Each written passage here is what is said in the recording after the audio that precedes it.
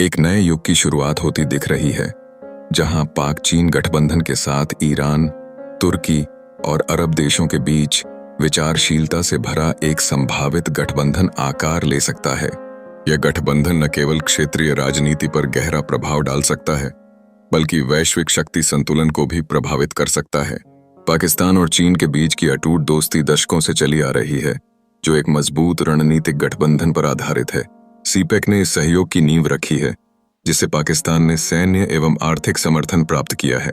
दूसरी ओर ईरान, तुर्की और अरब देशों के बीच की प्रतिस्पर्धा ने हाल के महीनों में एक सकारात्मक बदलाव देखा है।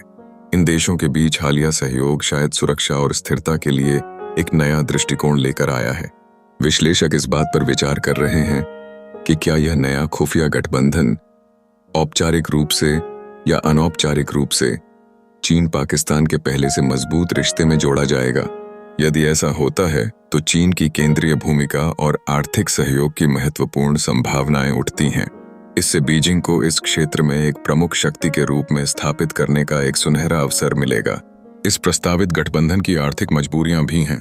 निवेश और व्यापार मार्गों की सुरक्षा के लिए सहयोग से चीन की बेल्ट एंड रोड इनिशिएटिव को भी बढ़ावा मिलेगा।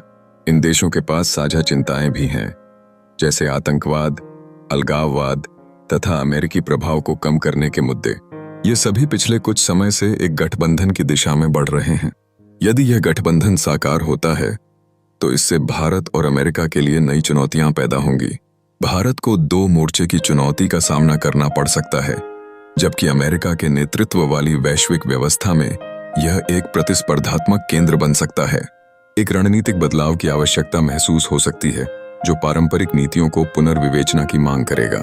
रक्षा विश्लेषकों का मानना है कि इस संभावित गठबंधन को हल्के में लेना भारी भूल हो सकती है।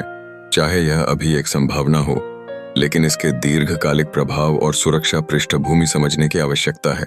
इस घटनाक्रम को ध्यान में रखते हुए भारत को अपनी कूटनीतिक रणनीतियों को पुनर्गठित करने की जरूरत होगी।